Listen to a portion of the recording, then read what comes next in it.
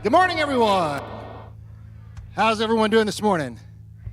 Fantastic. Welcome to the Center of Unity. We are excited that you are here with us this morning. We are free of judgment and full of love, and we are going to practice that this morning. If you're joining us online, we want to say welcome to you as well, that we are excited that you've joined us. If you'd put a comment in there and let us know that you're with us this morning, that would be super. So this morning, as we begin, I want to pose a question. Are you awake this morning? Are you alive this morning?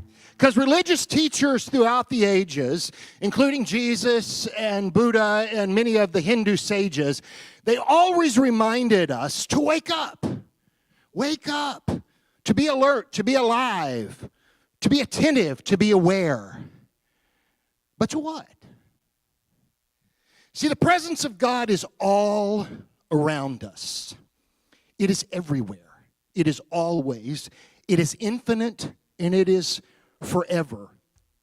You cannot not be in the presence of God. There is no place you can be where you are not in the presence of God. Well, what about that guy, he doesn't really know what he's talking about. He's does this and doesn't know right from wrong in the presence of God. What about all this war that's happening over here and cruelty and atrocity? It's in the presence of God. And regardless of what you call it, we call an experience with God the awareness of meeting God. It's an encounter. Paul called it a confrontation on the way to Emmaus. Regardless of what you call it, it is an undeniable face-to-face experience with something bigger, something much more inclusive than what we are, than anything around us, than yourself. And so this morning, why don't we stand up? We are going to practice being alive in the presence of the Lord. Bob, let's give this thing a shot.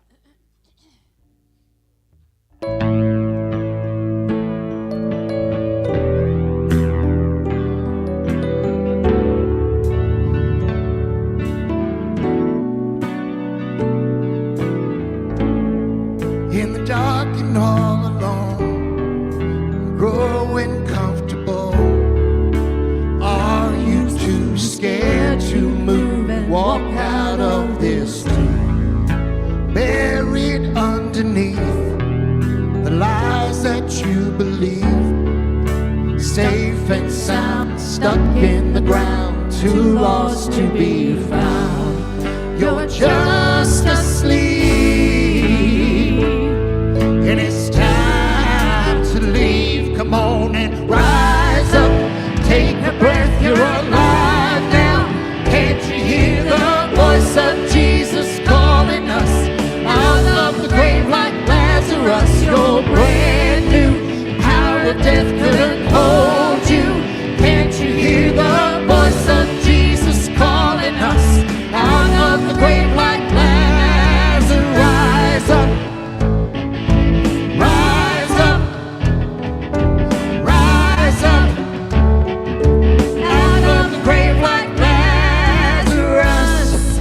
When he said your name, the thing that filled your veins was more than blood, some kind of love that washes death away. Now the stone is open wide, and the stone's been thrown aside. The old is gone, the light has come.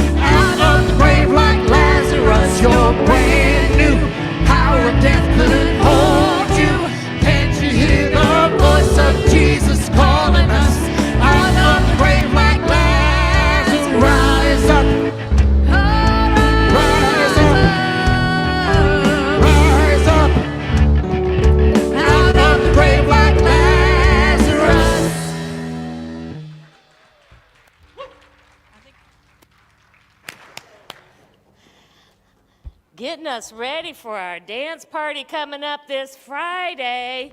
And we need people to come out of the dark and buy their darn tickets. I know I've heard from so many people that says, oh yeah, we're going. So far, a good majority of you have not yet said yes by giving us your money and buying your tickets. So this is the day. And we'll have people in the bookstore. We're going to be taking cash and checks out here in the foyer. And for those of you who like to just get on your phone, you can do it through Venmo, you can do it through PayPal, and we will confirm to you that we've got you on the list. So you may not get a physical ticket, but you'll know the list is the most important thing. And we're ready-ish. Your dancers are ready-ish. It's going to be an entertaining evening. That's, I do know for certain. And we want you to come and be a part of it with us. And we just know that it's all going to unfold in divine timing, because it seems like we've just blinked, and this happens every time, and now all of a sudden, it's here. It's here in a few days. So just know with us that all of the logistics and the people and the places, and if you've got gifts or whatever you're bringing in for that all shows up, and we have a chance to then get it into its right order. And you can start today, whether you're planning to go or not, by serving this community and helping us move these pews from out here to into these 2 rooms here right after the service. So if we get 6, 8, 10 of us doing, 10, 15 minutes, and we are done. So we just are knowing and blessing all of those who are willing to stay after and help us do that. And today we're just going to continue this opportunity to live in a new sense of awareness, because that's what our series is about too, as we do another song.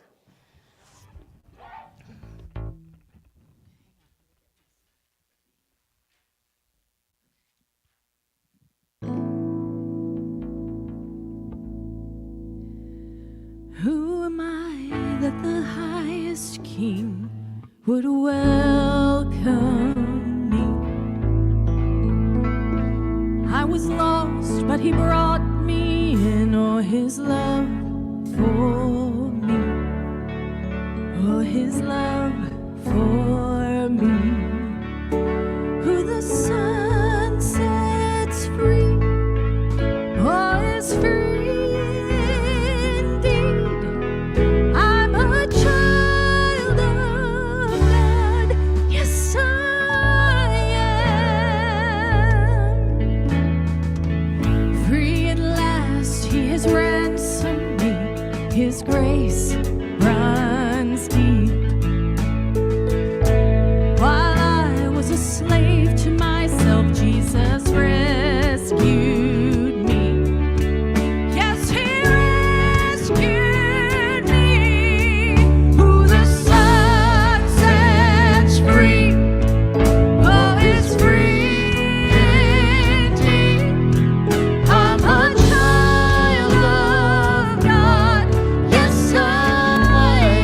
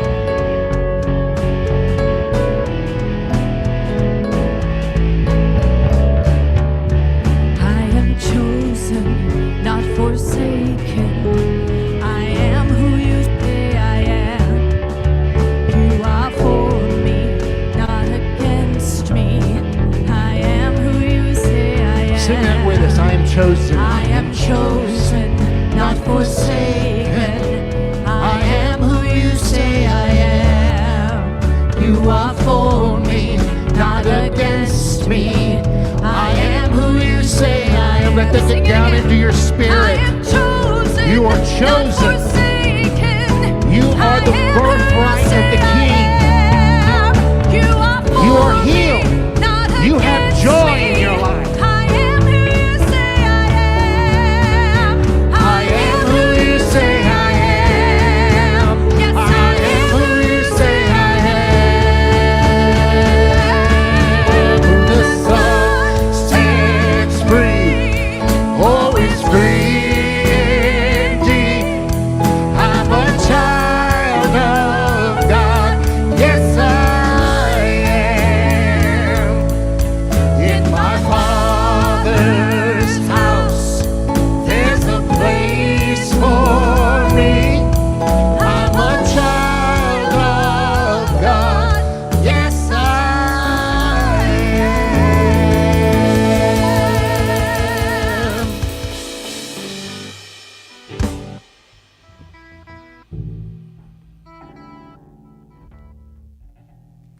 Just wow. Whoa. I don't know if I can talk after that. Good morning. I'm Mary, and this is my pal Ganera, and we're on the care team, and we'll be in the prayer room for as long as we need to be, within reason.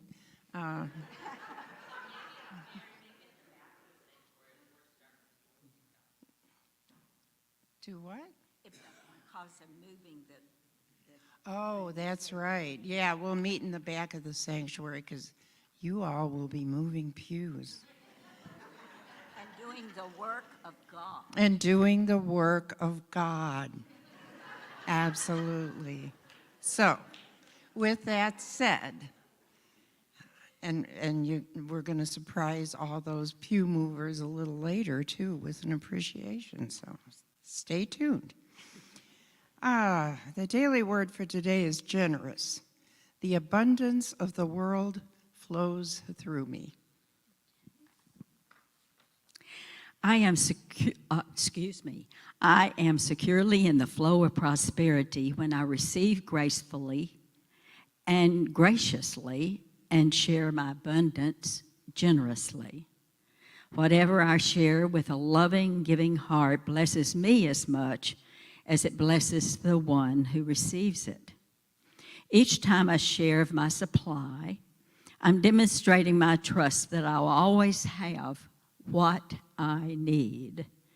When I share of myself, I'm living my faith that I am a divine being empowered with a limitless supply of divine ideas. The richness of an abundance universe flows through me. Knowing this, I don't hesitate to be generous so others will know the abundance of the world that I know, the blessings and the awareness of power and grace of God as they bless me daily. And from Corinthians 2:12, now we have received not the spirit of the world, but the Spirit that is from God, so that we may understand the gifts bestowed on us by God. And as we have our healing prayer today, we just breathe into the abundance that we all get to experience here in this moment. The abundance of safety and comfort and peace that we are living in our world. And surround and enfold those who may be going through the grieving process, both here in our community, there are several, as well as those around the globe. And may we express our abundance of safety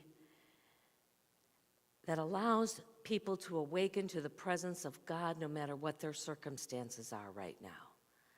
To know that that love, that eternal life is right in their midst. As we breathe in and breathe this out in our awakened state, we send out this blessing that allows other people to come to that same awareness. And we are grateful to know this, to stand in it, and to be a blessing to others as they navigate the challenges of life. For all of those prayer requests we hold here and in our ministry, we know this is true, and we stand in that truth. In the name and through the nature of the living, loving Christ, in each of us, we say thank you. Thank you, God. Amen.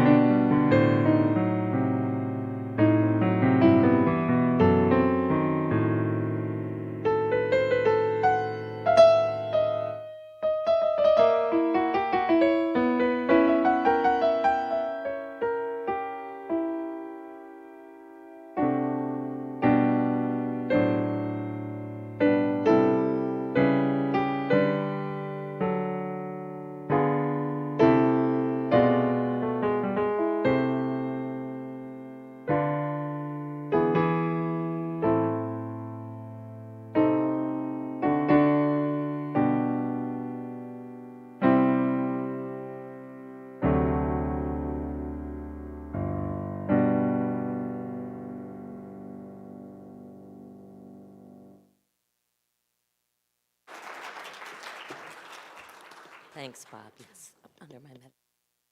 All right. So Deepak Chopra, who is the author of the book that we have started exploring last week, has taken this ancient tradition of royal yoga and updated it, if you will, overlaid it with modern day language and understanding and examples so that we can embody it in a way that brings us, the goal is self-realization. It is that same goal of realizing who we are and that the presence of God is in the midst of all that we are and of everyone else. The first two chapters reflect that, because the first chapter that we explored last week is called Social Intelligence, and today's is called Emotional Intelligence. And these are concepts and ideas that have only been around for 20 or 30 years. They're just now coming into common vernacular in our everyday language. We explored what that ability, what that expanded awareness of social intelligence was last year. It seems like last year, I swear. And it seems like yesterday. That's the paradox.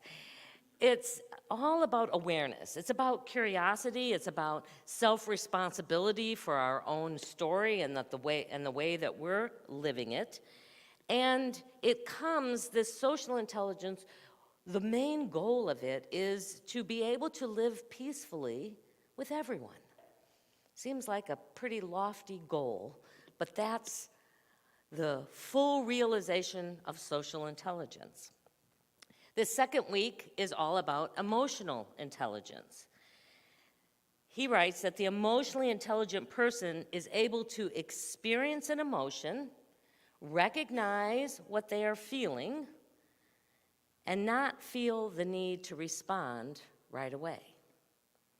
It's the ability, in other words, to self-regulate our emotions and our actions. So I got curious as I was working with this material. I thought, well, how did Jesus demonstrate? Because if he is this fully actualized spiritual being in this human expression, how did he demonstrate social and emotional intelligence? I mean, obviously, those words are not found anywhere in the scriptures, but how would that show up in the way that he interacted with people in his time here on the earth. And when I'm looking at it, the scriptures from this lens, what I realized that Jesus was a master with his emotions. Except for the one little scripture that they talk about him turning over the tables, and people ascribe that to anger. I'm not sure, why exactly. Most of the time, even though Jesus was constantly being questioned and attacked, he was able to be present and to not necessarily react in the same way that the rest of us humans often do. He embodied this human form, so he got to experience emotions. So it wasn't that he didn't have an experience of these emotions, and he got, just like we do, to interact with a whole lot of different people. Some that got what he was saying, and many that just thought he was crazy or dangerous. So there was a story in John 8, just as an example, when the religious leaders were once again trying to sort of get him to break the law so they would have a reason to arrest him. And they bring to him this woman who they say, she is a proven adulterer, and Moses' law says that when someone is an adulterer that they should be stoned to death. What do you say we should do? And the first thing that he does is he kind of squats down, and we're told he starts writing something in the sand. He's doodling in the sand. We don't really know what, but he's pausing.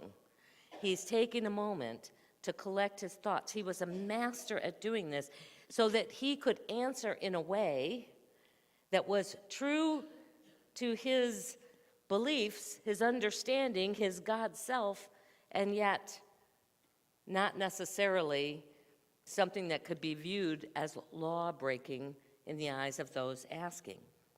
Anybody remember how he responded? What? She's got some good catechism in her long-term memory. What she said was, let he, or in those days it would have just been he, let he who is without sin cast the first stone.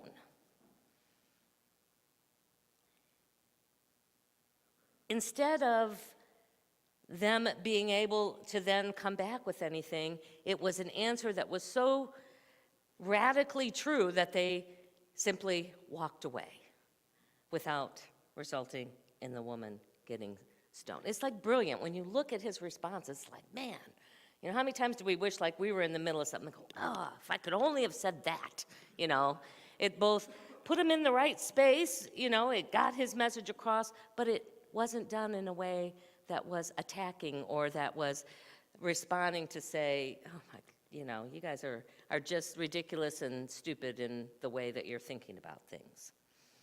I don't know. I don't know if his writing on the ground was a way sort of managing his emotions, or if it was something else symbolically, a way for him to just get clarity and wisdom around this. I mean, I'm sure his first reaction would have been, let me just zing them one right back. I see what they're trying to do. But he took the time until he could formulate what he needed to say that was both wise and calm, in a way that put the whole situation to rest, if you will, because there was nothing left to be said. As a human being, Jesus certainly felt happy and sad and disappointed and frustrated and anger and fearing and loving and curious and all of the myriad of emotions that all human beings, at least in potential, have the opportunity as part of their experience. So the problem for us is not that we have these feelings. We all do. It's part of our human experience. It's normal, if you will. The challenge for us is how do we respond to them? And that's what this whole practice is about, and the invitation to practice. The other thing that Jesus seemed to be able to do that to us, or at least to me, is amazing. I mean, I've had few experiences, but he had the ability to sort of read the room. He had the ability to know what other people were feeling. The gospel says that Jesus, he knew what they were thinking before they even spoke, or he knew what they needed. He knew what they might be going to say next. And I don't think it's a supernatural power that only available to the fully awakened beings. I think it's something that we all have. And it comes when we are in a greater heightened awareness of our social and our emotional intelligence. It's the ability to sort of be aware of, be in that observer mode of body language, to be able to look at facial expressions and the tone of the voice, which is more and more difficult these days when we communicate so much via text and via email, and we make up in our minds. We overlay it with a false sense of tone and meaning behind it. But he could actually, I think, look into their eyes, took the time. It's something that we don't do very often anymore either, is truly be present and look into their eyes and almost be able to see their heart and their soul as a result. So the more self-aware that we each are of our own feelings, of our thoughts, of our motivations, our actions, sometimes difficult to do in the moment, but at least to become more aware when we can step away and look at it, the more we become aware of the feelings and the thoughts and the motivations of others. In other words, when we have greater clarity, it not only changes the lens from which we see the world, but we can see more clearly where other people are. The power of emotional intelligence is the ability to know and understand not only what we're feeling, but what other people are feeling.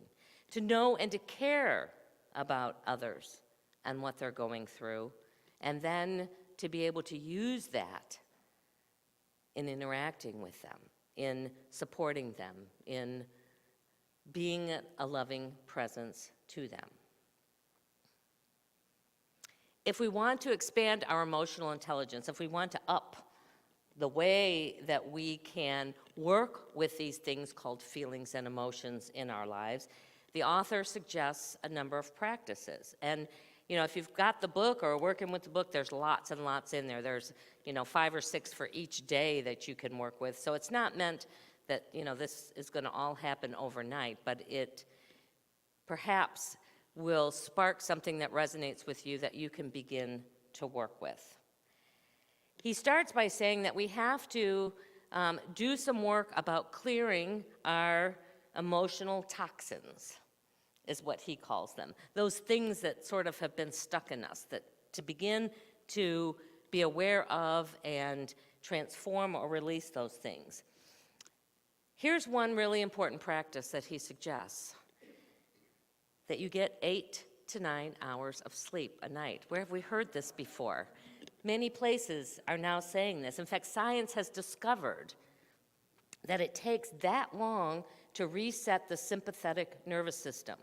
Now, the sympathetic nervous system is the part of us that is always on high alert to danger and to stress, and it is constantly then pouring in that sort of fight or flight cortisol energy into our bodies. Even if there isn't real danger happening, and there very rarely is physically for us, but we also use it to try and interpret danger coming at an emotional level or at a mental level, that, there's something that someone's about to attack and I need to be ready to defend. So to reset that, it takes sleep. And it takes a fair amount of sleep, something that a lot of us don't get. And otherwise, we're just constantly running in this fear, high alert status that makes it very difficult to find any kind of level of awareness, because when you're on high alert, you're not going to ponder what's really happening with my feelings okay? It just, the two don't work well together. And the author also suggests, and I haven't done enough research, or I don't know if there is really research on this, that sleep seems to clear away that toxic debris, all that stuff we take in. Sleep is the way that we can process it and release it. The second thing he suggests is that we get out in nature as much as possible. I know Jeff has been lamenting over the hot summer that he can't get out there and grow anything and dig. There is a real restorative process, a way that helps us be in a calmer space so that we can pay attention more to what's happening within our bodies and in our minds. And this is the perfect time of year to begin to practice that, as these temperatures make it possible. You know, in the wintertime in the north, people talk about being cooped up in the house for many months because of the deep freeze that they want to go. And for us, it's the summer. And we've spent months now not spending a whole lot of time outdoors because it's just been too darn hot to do so. So, and in doing that, as part of our being out in nature, is also to add some physical activity. Just that motion of our bodies helps us be able to move through our mental and emotional states better too. He says, take time each day for what he calls in time and downtime. In time for interconnection and reflection, and downtime just to simply be. How often can we just simply be without going, even in our minds, going, I need to get that done, I need to go here, and we're always either doing or doing mental lists. So finding some time to just simply be.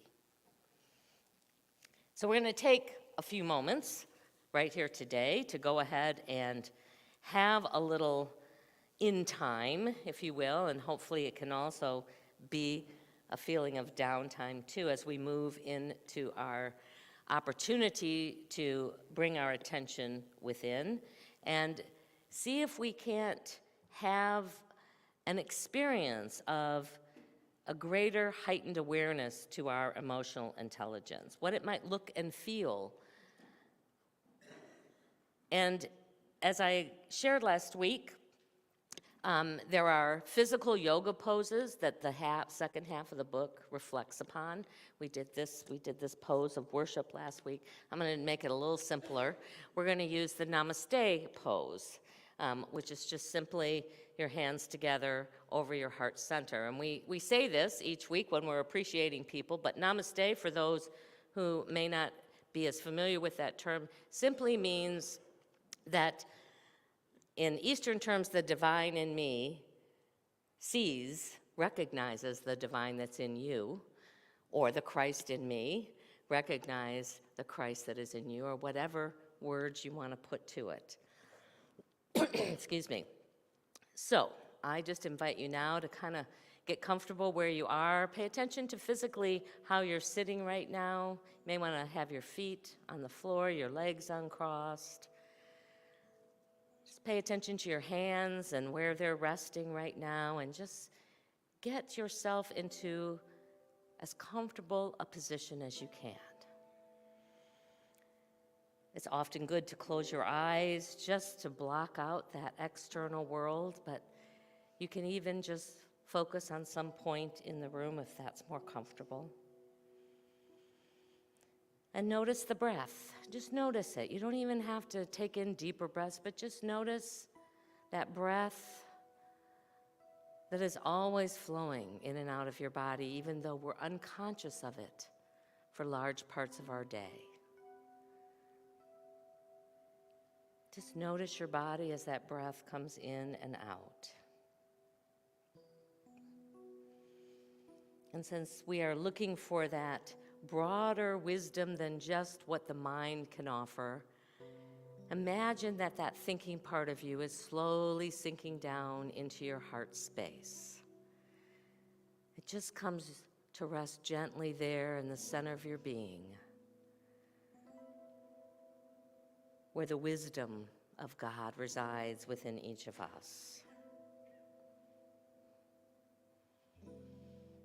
Now, using your gift of imagination, whether that's to sense or to see or to hear or to simply just feel.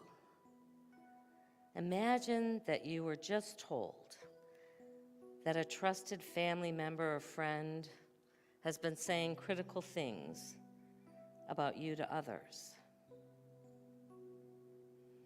And just notice what you're feeling as you imagine you've received that news. It might be anger or sadness. You might begin to question that friendship. Think about getting back at them or saying damaging things in return. Now take a deep breath and either imagine or physically just hold your hand up to signal a timeout. Sit quietly until that immediate reaction begins to die down and you can see it and be with it from that wisdom of the heart. Just focus on breathing until the emotions begin to dissipate. Now take a moment just to be open to what may truly be happening. Perhaps what has been reflected to you as fact is not really the truth of what has unfolded.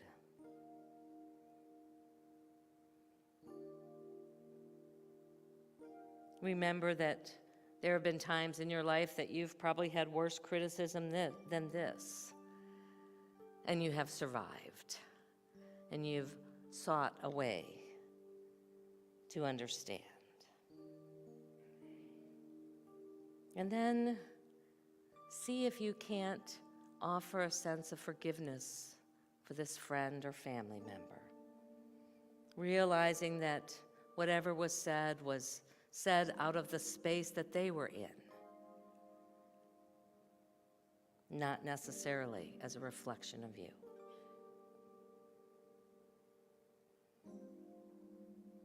And just be with that for a moment. And know that however your next encounter with this person is, you will be able to be present from this wisdom in your heart, that you will know and be guided what to say and how to bring whatever is unfolded to a place of reconciliation and love.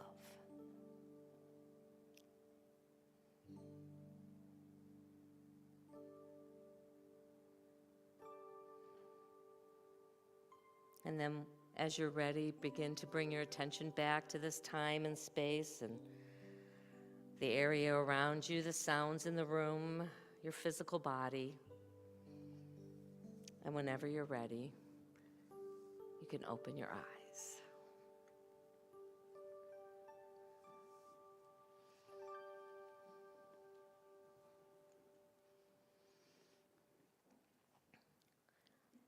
So the author writes that the more often we do this, the more often we're really willing to be in this time of reflection, of curiosity, of managing, giving our emotions a space so that they can be felt and then released and not necessarily reacted from, the closer that we move to what he calls our true self, our divine self, our spiritual self, our Christ self, whatever name you want to call it.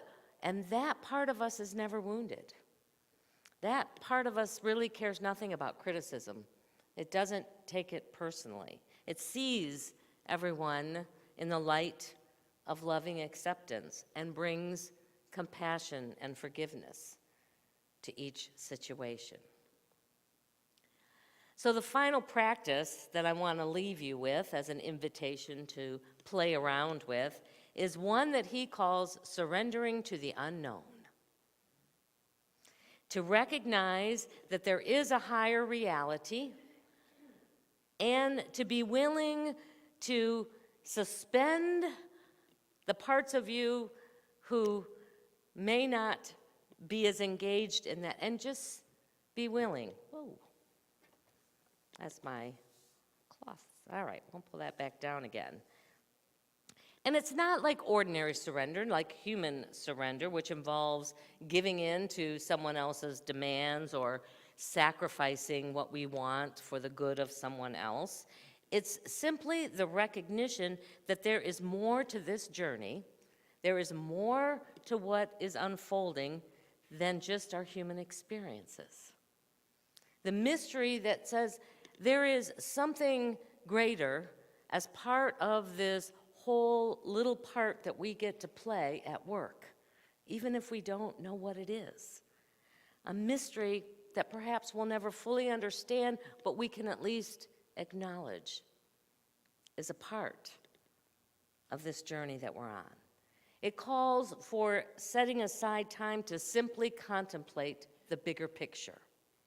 You know, one of the best ways you can do this is through nature, especially those majestic parts of nature, where you sit there and you go, man, millions of years, and I'm just this small blip in all that's been unfolding. Not to say that it's not an important blip, because we each have a place in it, but to recognize that some of the things that we get so wrapped up in, that we expend so much energy around, really don't mean much anything in the big mystery of it all. This isn't a journey from A to B. Rather, it's a journey to uncover and discover this true self who has always been. It's a soul's journey, and it is the common destination that each of us are on. It's the one thing that we all have in common. Very unique ways of experiencing that journey, but we are all on this same journey. So some ways, he says, to start this process is to read some inspirational poetry or scripture or books that remind you that there's so much more going on in this eternal world than just the challenges that we're facing in the moment. To allow nature to remind you of the scale and the majesty of this eternal journey. I love when I need, at the end of the day, just to breathe and get a broader perspective than just the one I've been living that day. I can't necessarily go to the Grand Canyon or, to some beautiful mountainous range. But if you have PBS Passport, Ken Burns National Parks will put you in that. It really will. I love it. It gives me such a sense of awe. And that is where the whole transcendental and new thought movement, all that, nature played a huge role in just being willing to contemplate the amazing unfolding of nature helps give us some perspective on the unfolding of our part, of our own human nature. To follow your creative impulses and to take time to offer gratitude for your unique place in this divine plan. He reminds us that in a detective fiction, a mystery is something to be solved, the guilty need to be unmasked so that justice prevails. The mystery of God, being in this mystery place as part of our journey, this creative source, it works very differently. It is all about unmasking what is already present, both in the universe and in ourselves. This isn't knowledge that you learn. This is knowledge that you become. And it all starts in the heart. Namaste.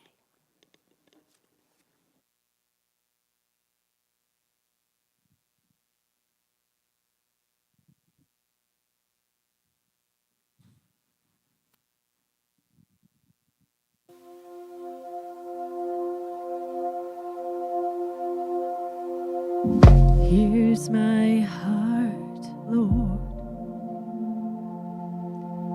Here's my heart, Lord. Here's my heart, Lord.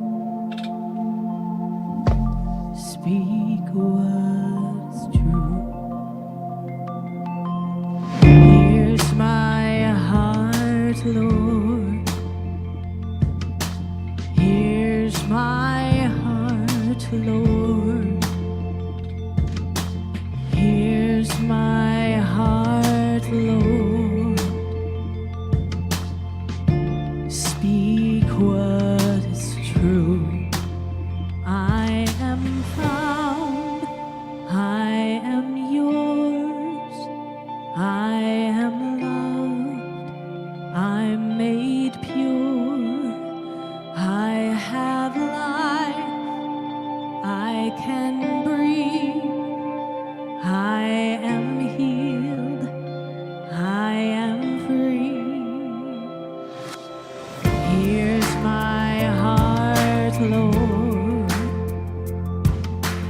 Here's my heart, Lord. Here's my heart, Lord. Speak what is true. 'Cause I am found, I am yours, I am loved, I'm made pure, I have life, I can breathe, I am healed, I am free. You are strong, you are sure, you are life, you endure, you are good, always true, you are light, breaking through.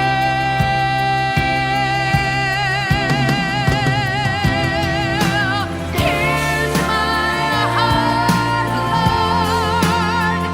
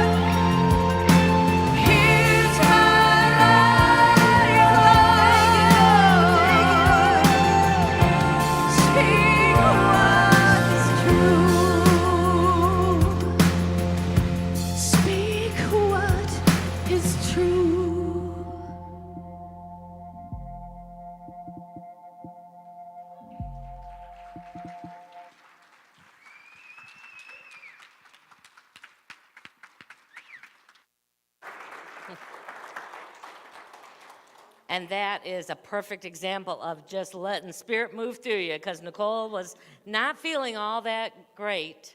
I said Noelle. Nicole's back over there, yeah. Noelle was not feeling that great this morning. It's like, just let it flow through you, and boy, whoo, that was a beautiful expression of the divine. Well, it is our opportunity now to share of our financial good through the channels, through you, which is our primary channel, and the many other ways in which we receive our good. In just a moment, the ushers are going to invite you to come up row by row and place your gift in the large basket, or just add your energy to it if this is not your Sunday to give, or you give through our electronic program. And then also to receive. We always want to be in balance in that giving and receiving, and there's an affirmation that you can select to bless you this week. So let us take what we offer today, what we offer throughout the month, into our hands and into our hearts, and bless it together. Divine love, through me, blesses and multiplies all that I have, all that I give, and all that I receive. Thank you, Father, Mother God.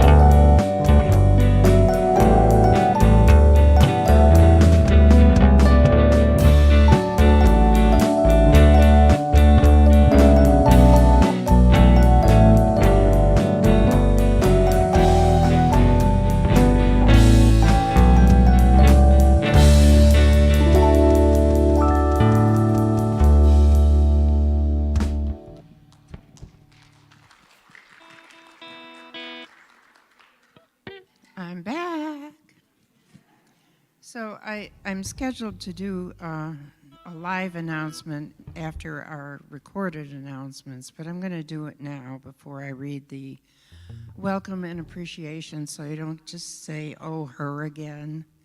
But just a few points about the upcoming birthday banquet. We do still accept auction items, so be sure and get those to us.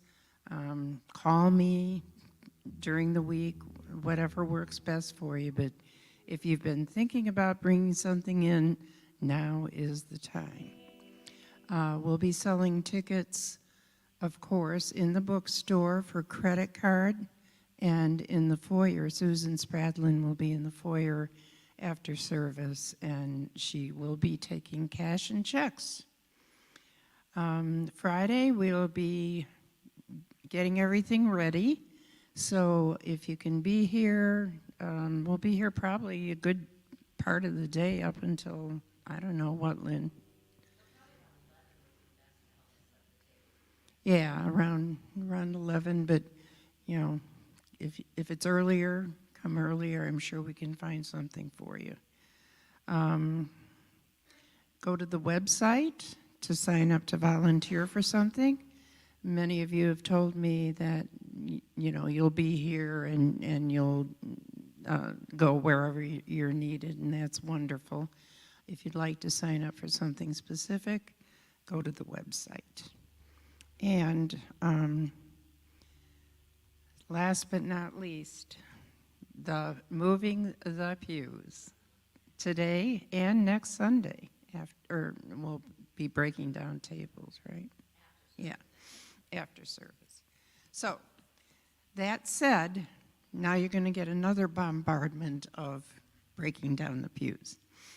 But first, we'd like to welcome everyone. If you're watching us for the first time, we're glad you have chosen to join us. And if you live locally and watching online, we'd love to see you in person sometime, so consider that as well.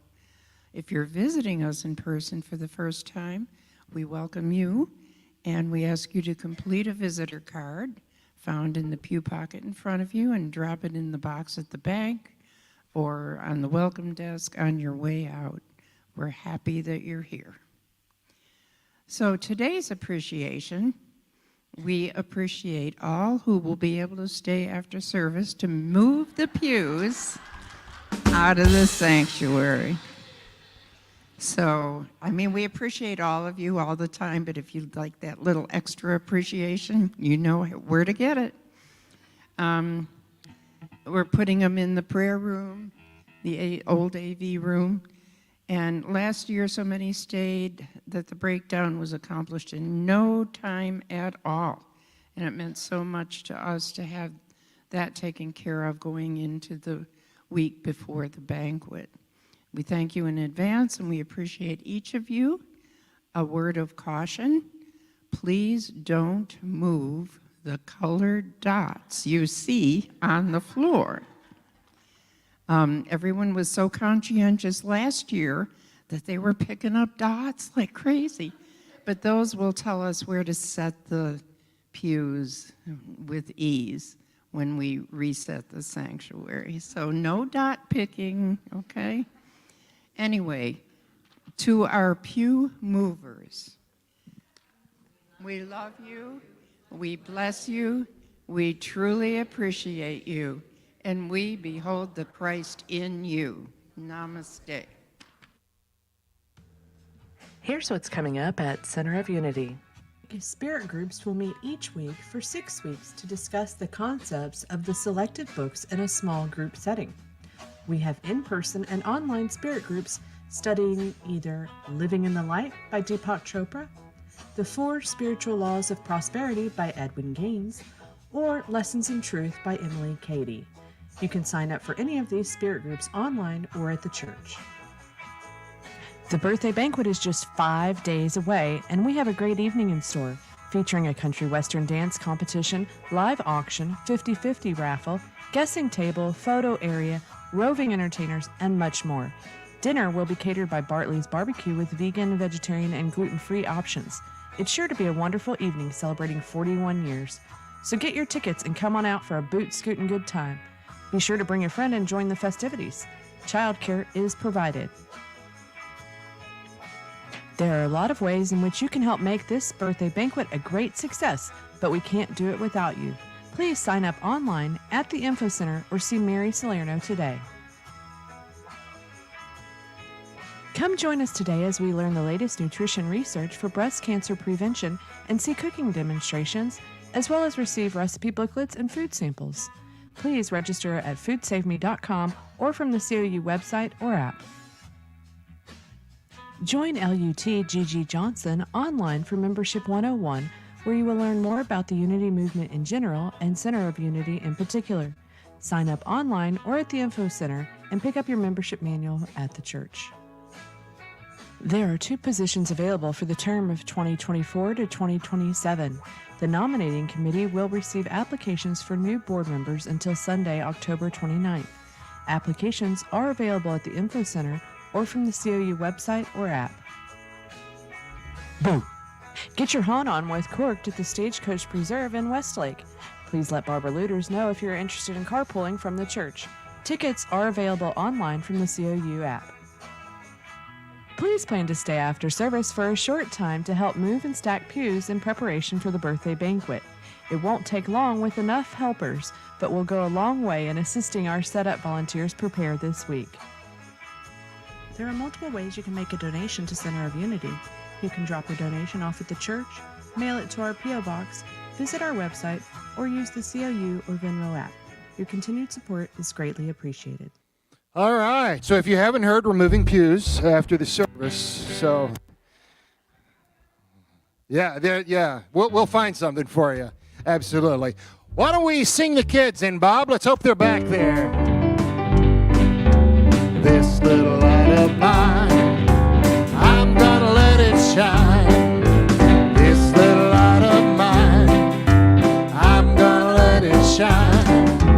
This little light of mine, I'm gonna let it shine. Let it shine, let it shine, let it shine.